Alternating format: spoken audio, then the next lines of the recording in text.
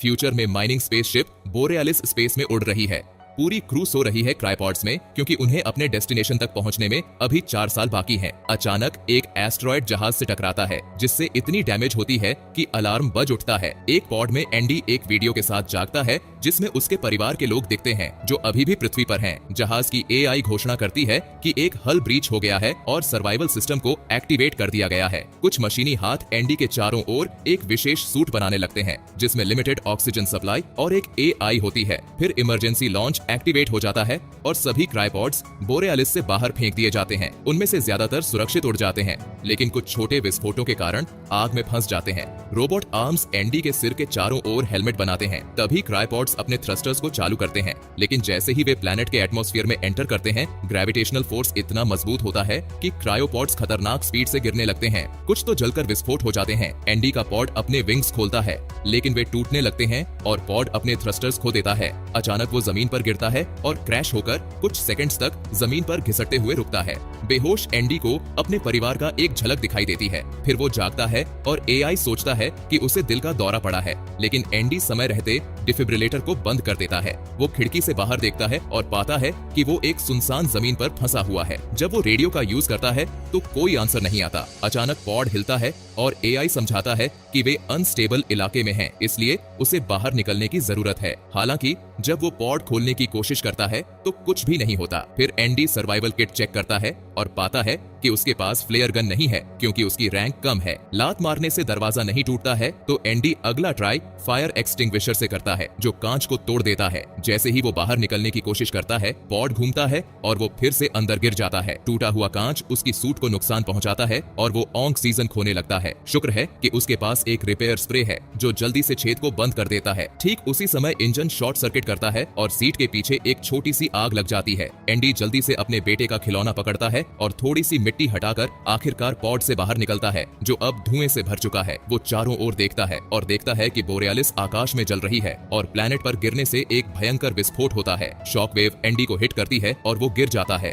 वो जल्दी से होश में आता है और एआई से कुछ जानकारी मांगता है जिससे पता चलता है कि जहाज ने यात्रा का सिर्फ आधा रास्ता तय किया है और वो अनमैप्ड टेरिटरी में है। दूर कहीं एक रोशनी दिखाई देती है तो एंडी वहां जाने का तय करता है और रास्ते में रेडियो से अन्य लोगों से संपर्क करने की कोशिश करता है। कुछ देर चलने के बाद वो बोरेलिस के आधे हिस्से को जलते हुए पाता है और पास में एक पोड़ मिलता है। वो अंदर जाकर ऑक्सीजन टैंक उठाता है और अचानक एक क्रू सदस्य का गिरी हुई लाश देखकर चौंक जाता है। जब वो करीब से देखता है तो पाता है कि ऑक्सीजन टैंक टूट चुका है। फिर एंडी बिना ये देखे कि पोड़ के ऊपर खून और खरोंच हैं, निकल जाता है। कुछ मिनट बाद एंडी को बहुत सारे SOS लाइट्स मिलते हैं जो एक बहुत तेज हवा से घिरे हुए हैं। ये सब ड्वेन ने सेट किया है जिसने कुछ इक्विपमेंट्स जुटाए हैं और वो अब खाने के लिए लाशों से मीट निकालने के बारे में सोच रहा है। वो क्रैश से पहले नेविगेशन लॉग देख चुका था और उसे पता चला कि कंपनी ने फ्यूल बचाने के लिए एक एस्ट्रॉयड बेल्ट के थ्रू शॉर्टकट लिया था जिस वजह से वो अननोन एरिया में है। ड्वेन इक्विपमेंट्स का यूज करके पृथ्वी को एक SOS मैसेज भेजने की कोशिश कर रहा है जिसे आने में 8 महीने लगेंगे और अगर बचावकर्ता तेज जहाज का इस्तेमाल करें तो वे लगभग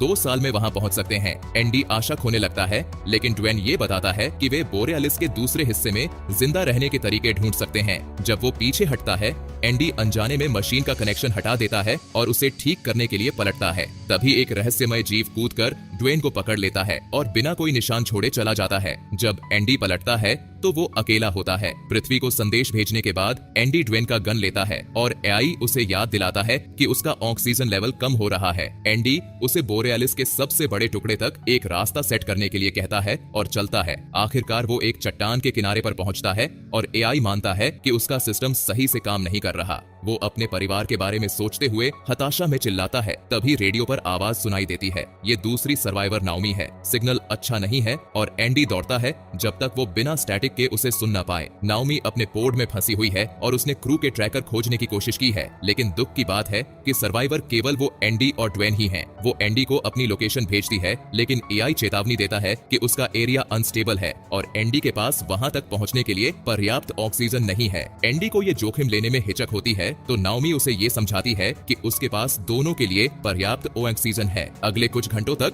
एंडी कुछ नहीं करता सिवाय नाओमी से बात करने के। अचानक एंडी एक अजीब आवाज सुनता है और अपने एआई से एरिया को स्कैन करने के लिए कहता है लेकिन वो फंक्शन काम नहीं करता। जब नाओमी उस मॉडल का नाम सुनती है तो वो कंफर्म करती है कि एआई बंद कर दिया जाना था और ये कंपनी द्वारा पैसे बचाने के लिए किया गया था। अब रात हो चुकी है और एंडी को सावधान रहना पड़ता है क्योंकि उसके हेलमेट की रोशनी कमजोर है। वो रुक जाता है जब उसे लगता है कि उसने कुछ देखा है, लेकिन फिर वो इसे अपनी इमेजिनेशन समझकर चलता रहता है। कुछ सेकंड बाद वो अपने पैरों के पास गिरते हुए पत्थर देखता है और घबराता है क्योंकि वहाँ और भी आवाजें हैं। ना देख पाने के बावजूद एक शैडो उसे ऊपर से देख रही होती है। उस समय वो जमीन में अजीब छेद पाता है और उन्हें फॉलो करता है जब तक वो एक बड़ा छेद नहीं ढूंढ लेता जो मकड़ी के जाल से ढका हुआ है और उसे एहसास होता है कि छोटे छेद पैरों के निशान हैं। एंडी घबराकर तेजी से चलने लगता है। जमीन पर और भी मकड़ी के जाल दिखने लगते हैं। जल्द ही स्नो गिरना शुरू हो जाती है और एंडी महसूस करता है कि अब आवाजें गर्जना जैसी लगने लगी हैं। कुछ बड़ा पास से दौड़ता है और एंडी तुरंत छिप जाता है, अपना हेलमेट बंद कर देता है। नाओमी हैरान होती है क्योंकि उसका स्कैनर दिखाता है कि बहुत सारे क्रू ट्रैकर उसकी तरफ बढ़ रहे हैं, लेकिन कोई भी जवाब नहीं दे रहा है।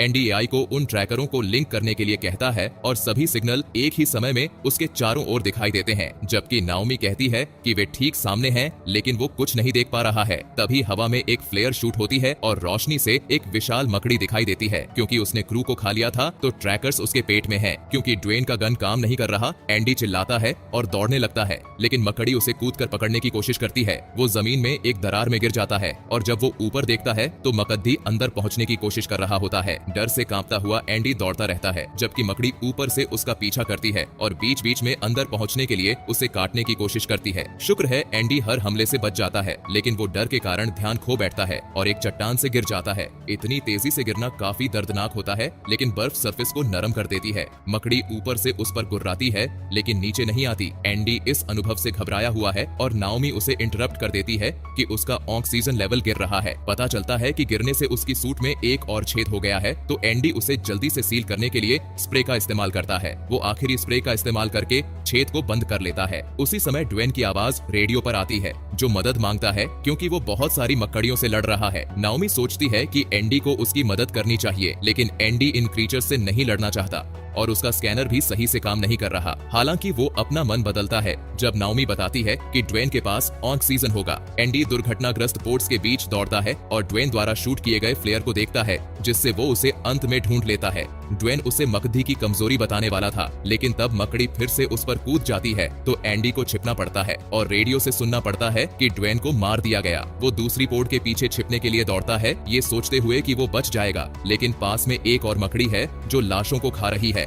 नाओमी एक पोर्ट के एआई वॉयस और लाइट्स को एक्टिवेट करती है और एक मकड़ी उसमें खींची जाती है, जिससे एंडी को दौड़ने का मौका मिलता है और वो दूसरी पोर्ट में छिप जाता है। फिर नाओमी दूसरी पोर्ट को एक्टिवेट करने की कोशिश करती है, लेकिन गलती से एंडी की लाइट्स चालू हो जाती हैं, जिससे एंडी डर जाता है। शुक्र है वो बाकी सभी पोर्ट्स को चालू कर देती है और अब दोनों मकड़ियां डिस्टर्ब हो जाती हैं, जिससे एंडी भागने में सफल हो जाता है। जल्द ही मकड़ियां समझ जाते हैं कि उन्हें धोखा दिया गया है और उसका पीछा करते हैं, लेकिन तभी एंडी एक धुंधली जगह में घुस जाता है और मकड़ियां रुक जाते हैं। जब मकड़ियां चली जाती हैं तो एंडी नाओमी से कहता है कि उसे भी एक सुरक्षित जगह ढूंढनी चाहिए, लेकिन नाओमी को अपनी टांगे महसूस नहीं हो रही हैं। उसे एक पैनिक अटैक आना शुरू होता है तो एंडी उसे शांत करने के लिए उस गाने को गाने लगता है जो वो अपने बेटे के लिए गाया करता था। इसके बाद वो गाना जारी रखता है और कुछ समय बाद वो हजारों फायरफ्लाइज देखता है। एक फायरफ्लाइज उसके हेलमेट पर आकर बैठता है और अचानक लाल हो जाता है, जो उसे हमला करने के लिए तैयार हो जाता है और जल्द ही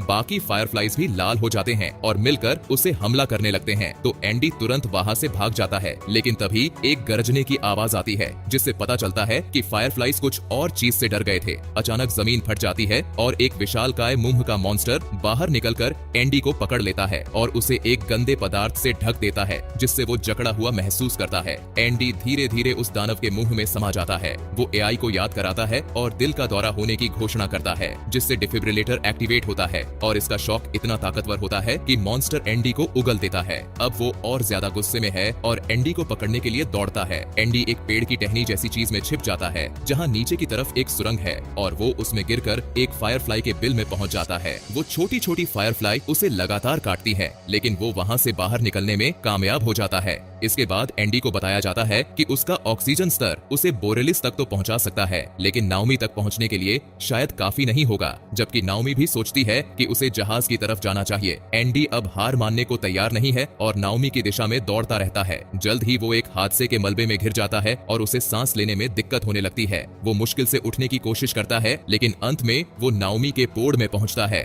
नाओमी उसे अंदर आने का मौका देती है और अब वो आराम से सांस ले सकता है। फिर वो नाओमी की टांग निकालने की कोशिश करता है, लेकिन हाथों से ये पॉसिबल नहीं हो पाता क्योंकि नाओमी ऊंची रैंक की है। उसके इमरजेंसी किट में कई टूल्स होते हैं जिनका यूज एंडी नाओमी को बाहर निकालने के लिए करता है। नाओमी को थोड़ा दर्द होता है, लेकिन टांग टूट नहीं जाती। थोड़ी देर आराम करने के बाद दोनों फ्लेयर गन और रिपेयर स्प्रे लेकर चल पड़ते हैं। नाओमी की टांग में दर्द होने की वजह से एंडी एक स्थिर स्प्लिंट बनाता है, जिससे उसे चलने में मदद मिलती है। नाओमी जब ड्वेन के बंदूक का जायजा ले रही होती है, तभी एक मकड़ी का झुंड धीरे धीरे उनके पास पहुंचने लगता है। दोनों तुरंत दौड़ने लगते हैं और नाओमी अपने सूट के एआई से दवाइयां लगाने के लिए कहती है ताकि वो अपनी टांग को और ज्यादा चला सके। मकड़ियां उनका पीछा करती हैं और दोनों अंत में बोरेलिस के दूसरे हिस्से तक पहुंचते हैं, जो अच्छे हालत में लगता है। दोनों दौड़ते रहते हैं और नाओमी गिर जाती है तो एंडी उसे फिसलने में मदद करता है ताकि वे और तेजी से भाग सकें। मकड़ियां बहुत पास आ चुकी हैं और दोनों मलबे को पीछे धकेलने की कोशिश करते हैं, लेकिन वे खुद भी गिर जाते हैं। एक मकड़ी उन तक पहुंचने ही वाली होती है तो नाओमी फ्लेयर शूट करती है तो मकड़ी उसके पीछे जाने लगती है। वो दूसरा फ्लेयर भी शूट करती है, जिससे दूसरी मकड़ियां भी उसे देखकर डिस्ट्रैक्ट हो जाते हैं और तब तक वे दोनों बोरेलिस में घुस जाते हैं। नाओमी कंट्रोल पैनल पर कुछ परेशानी महसूस करती है और मकड़ियां और पास आती हैं,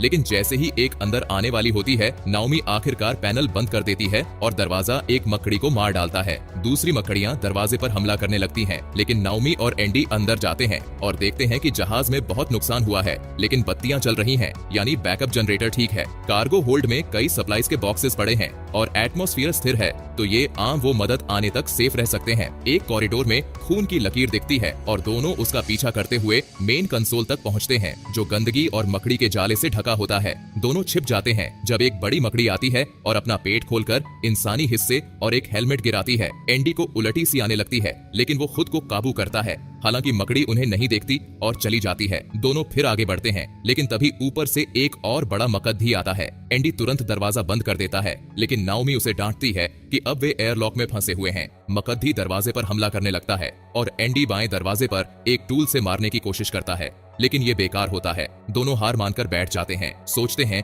कि अब उनका अंत आ गया है। एंडी अपने परिवार का एक वीडियो चलाता है और नाओमी को बताता है कि वे कार दुर्घटना में मारे गए थे और अब वो सर्वाइवर गिल्ट से जूझ रहा है क्योंकि वो गाड़ी चला रहा था। नाओमी उसे फिर से डांटती है और याद दिलाती है कि वो जिंदा है क्योंकि एंडी ने उसकी मदद की। दोनों एक दूसरे को गले लगाते हैं, सोचते हुए कि अब वे मरने वाले हैं, लेकिन तभी नाओमी एंडी के सूट पर लगे फायरफ्लाइज का एक गोला देखती है। जब मकड़ी अंदर आ जाती है तो वो उस गोले को फेंक देते हैं और फायरफ्लाइज मकद्दी पर हमला कर देते हैं, जिससे वो पीछे हट जाती है। दोनों एक बटन दबाते हैं और दूसरी दरवाजा खोलकर जल्दी से कार्गो बे की तरफ दौड़ते हैं, लेकिन रुक जाते हैं जब उन्हें पता चलता है कि वे एक ऊंचे प्लेटफॉर्म पर हैं। मकड़ी अपने शरीर से फायरफ्लाइज को हटा देती है और फिर से उनका पीछा करती है। दोनों दरवाजा बंद नहीं कर सकते, इसलिए वे प्लेटफॉर्म से कूद जाते हैं और मकड़ी भी उनके साथ कूद पड़ती है। वो जल्दी से उठकर उनका पीछा करती है तो एंडी उसे अपनी स्प्रे का एक हिस्सा उसके मुंह में डालता है। मकद्दी उसे काटती है और स्प्रे फट जाता है, जिससे दोनों को भागने का मौका मिलता है। मकड़ी फिर से छत पर दौड़ने लगती है ताकि वो जल्दी से उन तक पहुंच सके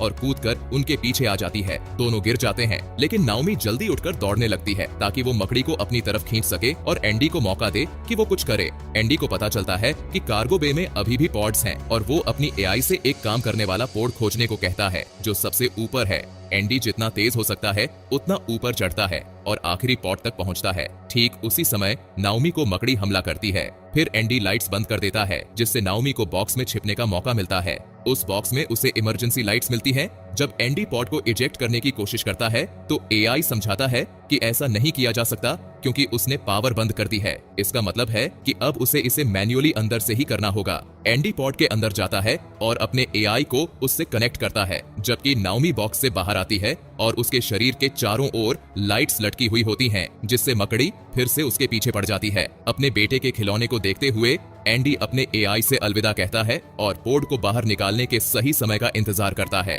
एक पल के लिए कार क्रैश की याद एंडी के दिमाग में आती है, लेकिन तभी पॉड मकद्दी पर गिरकर उसे आखिरकार मार देता है। नाओमी दौड़कर एंडी के शरीर के पास जाती है और रोने लगती है।